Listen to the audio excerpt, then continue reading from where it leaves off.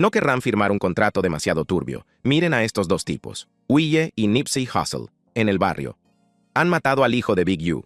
Ha sido un caos desde el trágico asesinato del hijo de Big U, Jabari Henley, la noche de Halloween. Y ahora, las cosas han dado un giro impactante. En represalia, los afiliados de Nipsey, que creen que Big U está detrás del asesinato de su amigo, acaban de filtrar unas imágenes explosivas de los últimos momentos de Big U con su hijo. Y créanme, no se van a creer lo que hay en ellas. Analicémoslo. Las imágenes que han resucitado un pasado doloroso. En el traicionero mundo de la política callejera de Los Ángeles, donde la reputación lo es todo y las infracciones se tratan con extremo prejuicio, a veces un solo fragmento de imágenes antiguas puede reavivar toda la polémica como si la disputa nunca hubiera terminado. A finales de octubre de 2025, un video de Instagram Live comenzó a circular por el barrio. Imágenes granuladas del pasado que mostraban a tres tipos de verdad apostados en una esquina de Crenshaw, pasándosela bien cuando las cosas aún iban bien. El clip mostraba a Eugene Big U Henley junto al difunto Nipsey Hussle y al joven Jabari Baby Uye Henley, capturado cuando el trío representaba la esperanza del auge del sur de Los Ángeles, y nadie podía predecir la tragedia que estaba a punto de estallar. Lo que debería haber sido un hermoso homenaje a tiempos mejores, se convirtió en la mecha que encendería un polvorín de ira, política callejera, y en última instancia, una tragedia indescriptible que sacudió a toda la ciudad. Las imágenes son auténticas, menos de un minuto de conversación genuina en el barrio. El tipo de momento crudo que definía su mundo antes de que la fama, las acusaciones federales y los funerales lo destrozaran todo. Se puede escuchar a Big U narrando la escena, con una voz que transmite el orgullo inconfundible tanto de un mentor veterano como de un padre que ve a su hijo abrirse camino en el juego. Sí, seguimos aquí. Oye, nos están grabando, tío. No querrán firmar algo demasiado sucio. No querrán firmar algo demasiado sucio.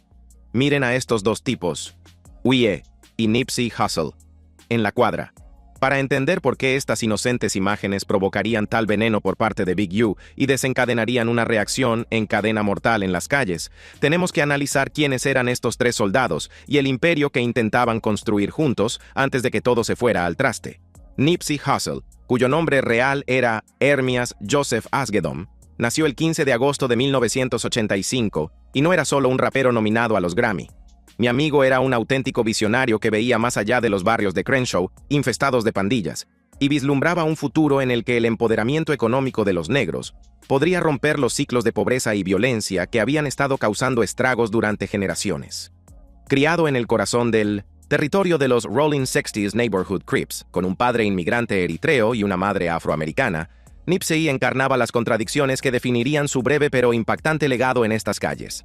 En 2018, su álbum Victory Lap debutó en el número 4 de la lista Billboard 200, lo que le valió la nominación al Grammy, y vendió 53,000 copias en la primera semana. Pero su verdadero legado no fueron las ventas de discos, sino la tienda Marathon Clothing, de la que era propietario absoluto, el centro Vector 90 STEM, que construyó para los jóvenes del barrio, y toda la manzana de Crenshaw, que compró por $4,5 millones para mantener la riqueza circulando dentro de la comunidad negra, en lugar de desangrarse hacia las entidades corporativas y los gentrificadores. Eugene Big U Henley, nacido alrededor de 1967, recorrió un camino diferente pero paralelo por estas mismas calles traicioneras. Miembro certificado de los Rolling Sexnas, que había sido condenado por intento de asesinato en 1996, Big U salió de la cárcel en 2004, afirmando haber cambiado y redimido a través del sistema. Fundó la Community Intervention Alliance en 2005, posicionándose como un pacificador capaz de negociar treguas entre bandas rivales que llevaban generaciones enfrentándose. En 2009, cuando Nipsey todavía era un artista independiente hambriento que luchaba en las trincheras, firmó un contrato de gestión de 10 años con Unique Music, de Big U, y su asociación ayudaría a dar forma a la cultura hip hop de la costa oeste durante la siguiente década. Big U puso a Nipsey en el juego con el modelo todo el dinero dentro. Autodistribución, propiedad sobre todo, sin cadenas de grandes discográficas que estrangularan la creatividad o los beneficios. Esta filosofía se convertiría en la base de todo el imperio empresarial de Nipsey y en la mentalidad maratoniana que inspiró a toda una generación.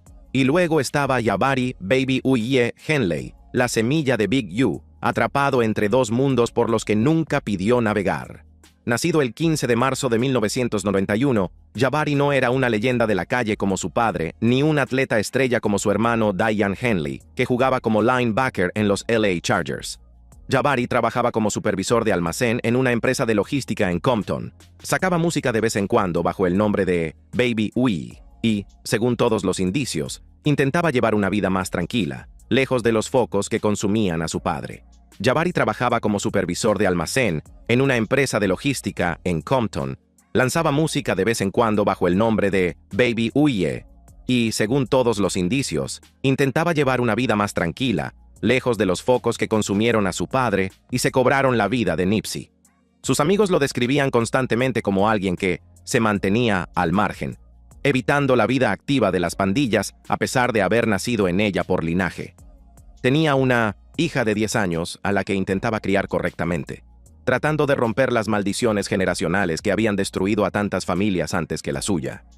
Las imágenes resurgieron en un momento particularmente volátil en la política callejera de Los Ángeles, cuando las tensiones ya estaban en su punto más alto. En marzo de 2025, Big U había sido acusado de devastadores cargos federales en virtud de la ley RICO, 43 cargos que lo acusaban de dirigir una empresa similar a la mafia a través de los Rolling Sextas Crips. La acusación pintaba un panorama muy alejado del pacificador reformado que él decía ser. Conspiración para cometer un asesinato por encargo en el homicidio del rapero Ray Sean Rocky Williams en 2021 por una canción de desacuerdo, extorsión a más de 50 dispensarios de marihuana disfrazada como cuotas de protección, canalizadas a través de su organización sin fines de lucro, tráfico de personas que implicaba trabajo forzado en su sello discográfico y fraude bancario por un total de $1,2 millones en uso indebido. Williams, por una canción de Diss, extorsión a más de 50 dispensarios de marihuana disfrazada de cuotas de protección, canalizadas a través de su organización sin fines de lucro, tráfico de personas con trabajo forzoso en su sello discográfico y fraude bancario por un total de $1,2 millones en préstamos de ayuda por la COVID-19 malversados, burlando directamente el sistema. Big U estaba detenido sin fianza en el centro de detención metropolitano en el centro de Los Ángeles, enfrentando una posible cadena perpetua con un juicio programado para mayo de 2026. Su abogado se había retirado del caso en septiembre de 2025 debido a conflictos, dejándolo solo para defenderse contra todo el peso del gobierno federal que se le venía encima.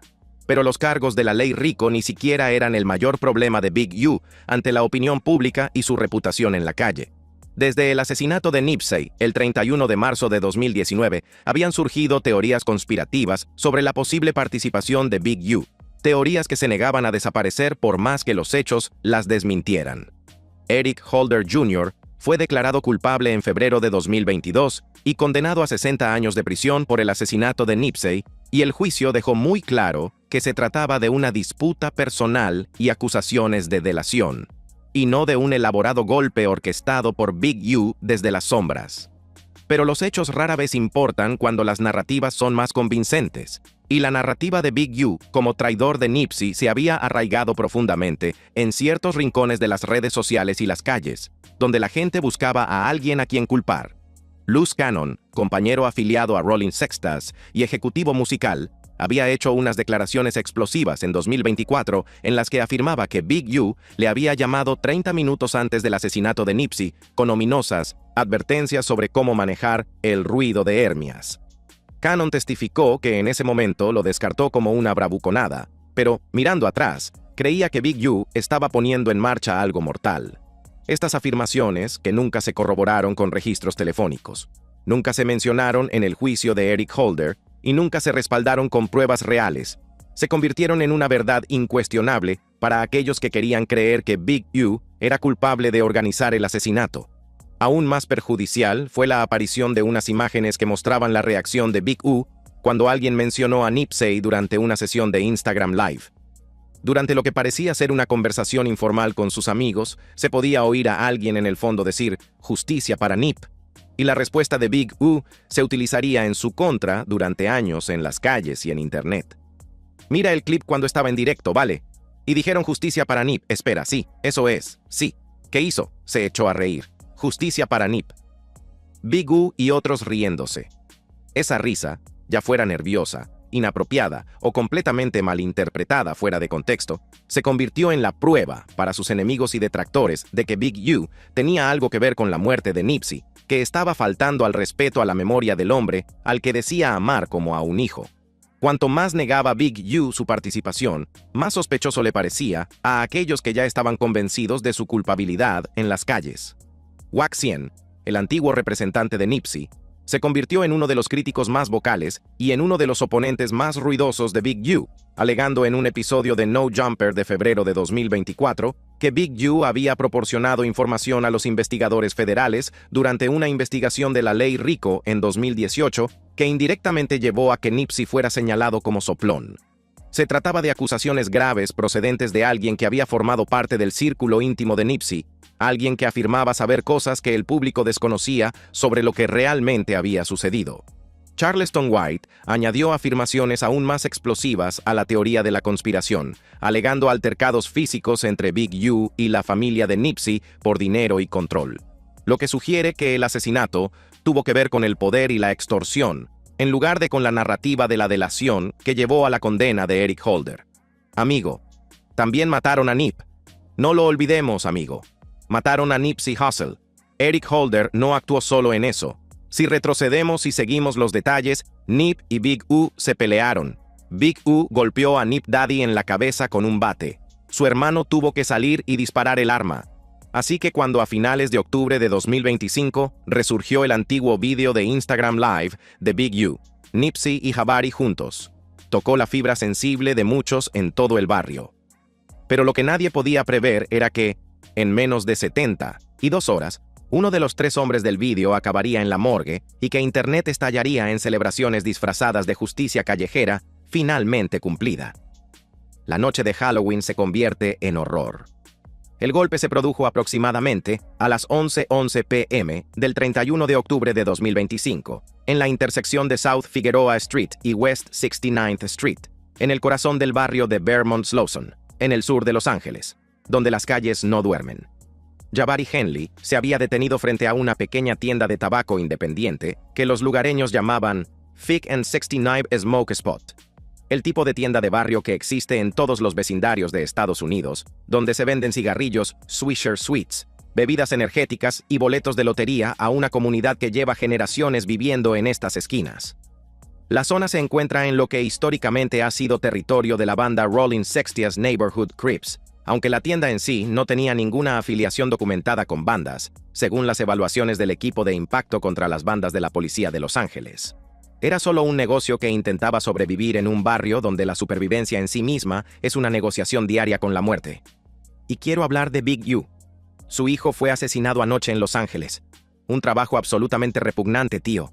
Una vez más, Big U, su hijo Baby Uye, o Big Uye, ¿verdad? Los testigos presenciales que estaban allí esa noche de Halloween, incluidos 2 civiles que acababan de salir de la tienda, y un vendedor ambulante de comida que servía aperitivos a altas horas de la noche, describieron lo que ocurrió con una escalofriante coherencia que pintó un cuadro claro. Un sedán negro o de color oscuro, posiblemente un Toyota Camry o un Honda Accord, de último modelo según las descripciones parciales, se detuvo en la acera con un propósito deliberado, como si estuvieran en una misión. Jabari se acercó al coche desde la acera, y durante unos 10 o 15 segundos, pareció estar hablando con quienquiera que estuviera dentro, a través de la ventanilla del lado del pasajero, el tipo de intercambio casual que ocurre 1000 veces al día en las calles de Los Ángeles sin incidentes. Entonces, todo estalló en una violencia descarnada que dejaría muerto a otro joven negro. Al menos 7 disparos salieron de lo que, según sugerirían más tarde los casquillos, era una pistola semiautomática de 9 milímetros o calibre 40, y los disparos resonaron en los edificios y rompieron el aire de la noche de Halloween.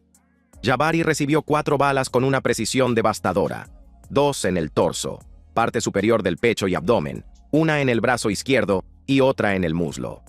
Se desplomó cerca de la entrada de la tienda, agarrándose el costado mientras la sangre se acumulaba bajo él en el pavimento, mientras el sedán doblaba la esquina en dirección norte por Figueroa, giraba a la derecha en la calle 68 y desaparecía en el laberinto de calles del sur de Los Ángeles antes de que nadie pudiera tomar la matrícula o identificar claramente a los tiradores.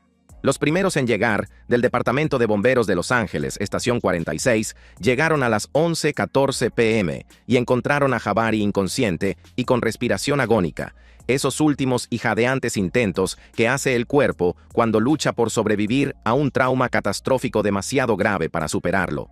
Los paramédicos iniciaron inmediatamente la reanimación cardiopulmonar en el pavimento manchado de sangre, administrando compresiones torácicas con precisión mecánica e inyectando 2 dosis de epinefrina por vía intravenosa en un intento desesperado por sacarlo del borde del abismo.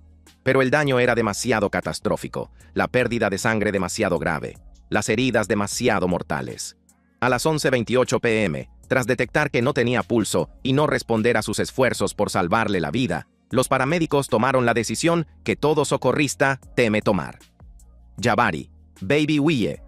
Henley fue declarado muerto en el lugar de los hechos. Su cuerpo fue entregado a los detectives de homicidios de la policía de Los Ángeles y al forense, mientras que su espíritu se unió a la larga lista de jóvenes negros cuyas vidas se vieron truncadas en estas calles antes de que pudieran alcanzar su pleno potencial.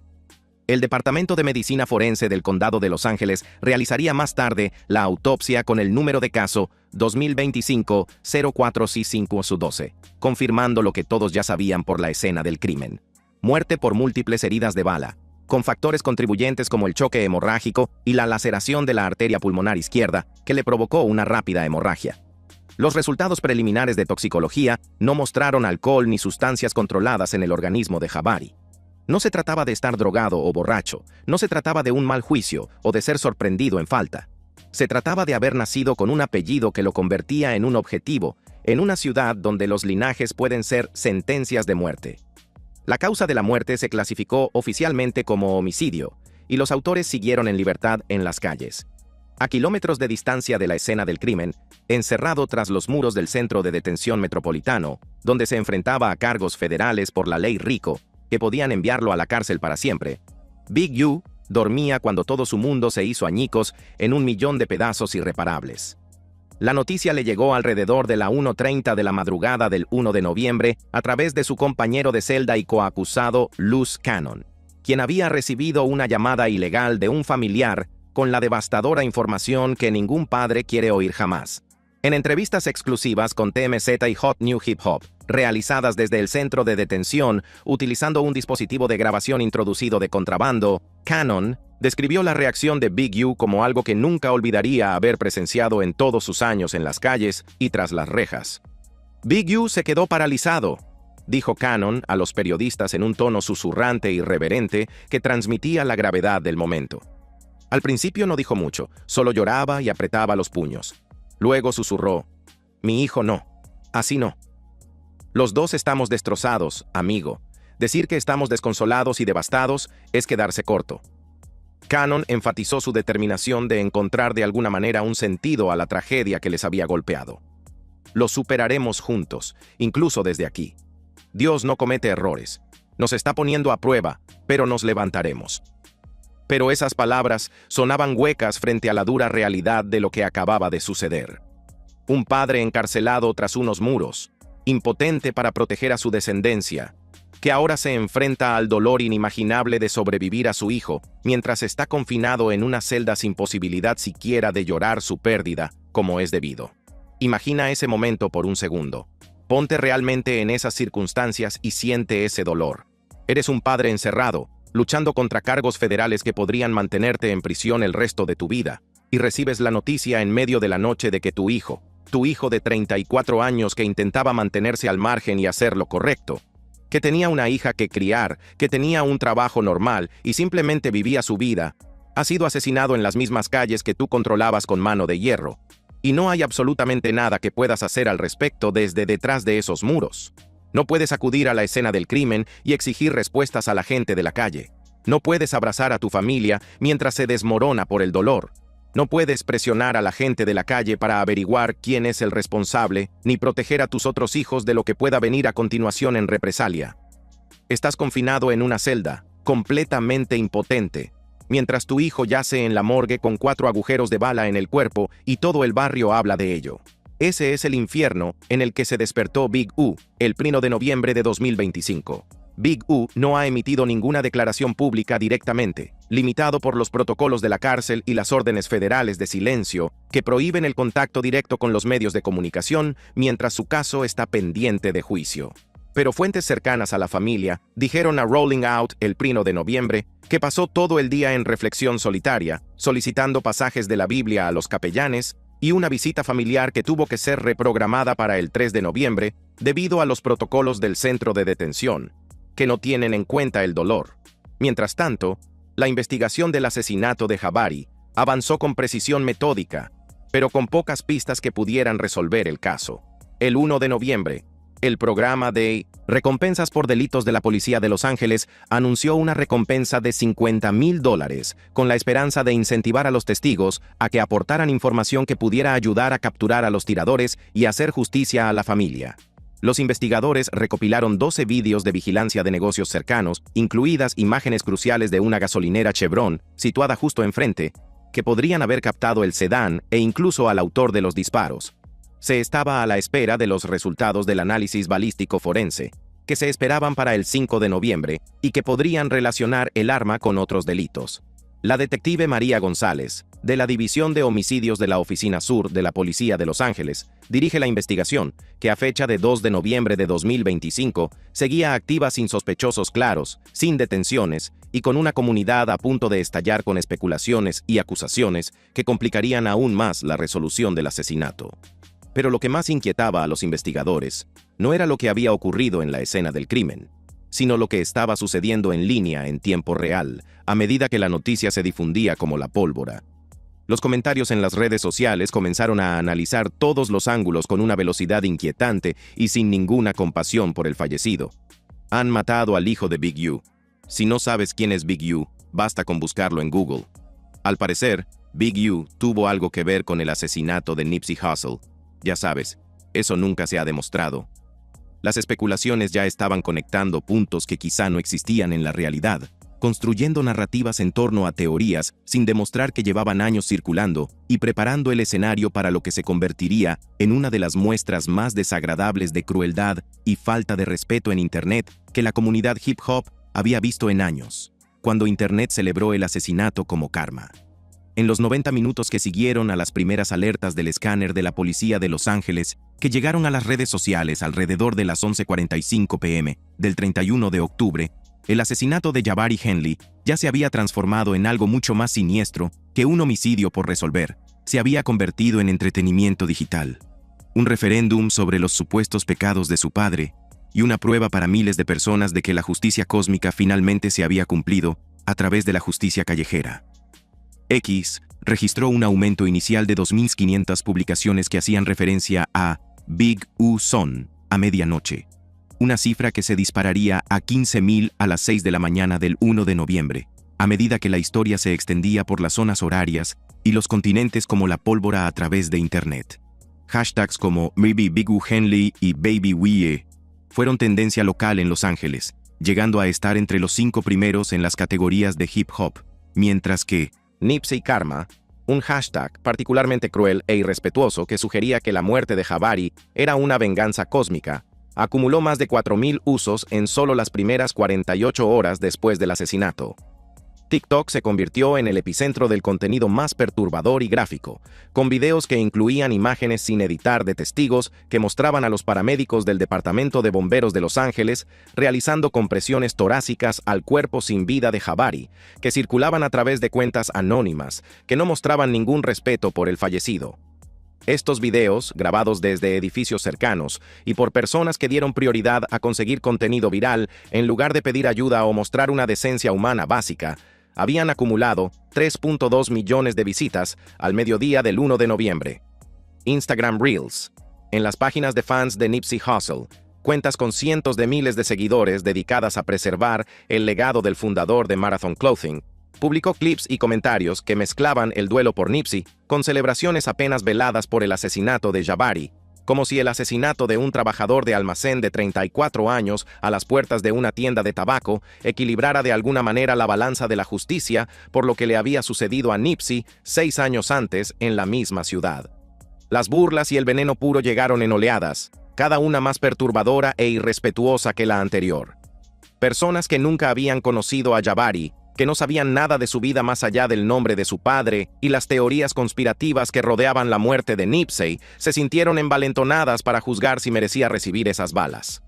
A las 12:07 am del 1 de noviembre, un usuario publicó un video de la escena del crimen con la leyenda: represalia por la supuesta trampa de Big U a Nipsey, la guerra callejera nunca termina. La publicación acumuló miles de me gusta y compartidos, con secciones de comentarios llenas de personas que conectaban puntos imaginarios entre eventos no relacionados, construyendo elaboradas teorías conspirativas sobre quién ordenó el ataque y por qué era necesario que las calles se vengaran. Otro usuario publicó a las 6:47 am con un desprecio y una falta de respeto aún más directos: Los Ángeles dejó libre a Big U después de matar a su leyenda Nipsey, ciudad basura. La implicación era muy clara, dado que Big U supuestamente había escapado de la justicia por el asesinato de Nipsey. A pesar de que nunca fue acusado, nunca se le mencionó en el juicio de Eric Holder y no había pruebas que lo relacionaran con el crimen. La muerte de Jabari era la justicia que las calles impartían y que el sistema legal no había proporcionado. No importaba que Jabari fuera una persona diferente, que no había hecho nada malo a nadie. No importaba que tuviera una hija de 10 años, que ahora crecería sin un padre en su vida. En la retorcida lógica de la justicia popular de Internet y la política callejera, los lazos familiares te hacían culpable por asociación, y los apellidos eran sentencias de muerte que podían ejecutarse en cualquier momento. De las 8.000 publicaciones analizadas entre el 1 y el 2 de noviembre, un asombroso 62% mencionaba el nombre de Nipsey, tratando el asesinato de Jabari como algo relacionado o justificado por acontecimientos de 2019 que no tenían nada que ver con él. Solo el 28% eran condolencias neutrales que expresaban simpatía por la pérdida de una vida y respeto por el fallecido, mientras que el 10% condenaba activamente las burlas y la celebración, una voz minoritaria ahogada por el tsunami de personas que se habían convencido a sí mismas de que celebrar el asesinato de un joven padre era de alguna manera honrar el legado de Nipsey y mantener su maratón en marcha. Un usuario capturó el horror de lo que estaba sucediendo y escribió: "No me importa Big U, pero su hijo no se merecía esto". Sin embargo, las voces compasivas como esa se vieron abrumadas por miles de publicaciones que trataban la muerte de Jabari como entretenimiento, como un castigo kármico, como algo que celebrar y sobre lo que bromear en lugar de llorar con respeto. Algunos comentarios proporcionaron información sobre la volátil dinámica de las pandillas de Los Ángeles y por qué Jabari podría haber sido el blanco, independientemente de las teorías conspirativas sobre Nipsey que circulaban. Quienes están familiarizados con la política callejera del sur de Los Ángeles comprendían los peligros de nacer en ciertas familias del barrio. ¿Sabes a qué me refiero? Esto es una mierda. Voy a ser sincero, hermano, porque aunque ya sabes a qué me refiero, su hijo decía ser de los Crips. ¿Entiendes lo que digo? Eso es lo que se veía en el pequeño vídeo con Nip, y ya sabes, eso es lo que él decía.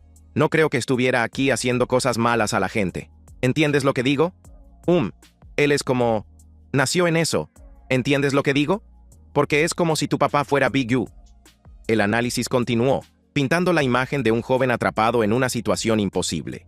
Nacido en un mundo que él no creó, llevando un nombre que lo convertía en un blanco independientemente de sus propias decisiones o acciones en la vida. Dicen que iba a una tienda de tabaco. No sé por qué iba a una tienda de tabaco allí, pero ¿entiendes lo que digo? Eso fue lo que selló su destino. ¿Entiendes lo que digo? Mis condolencias a él, mis condolencias a la familia.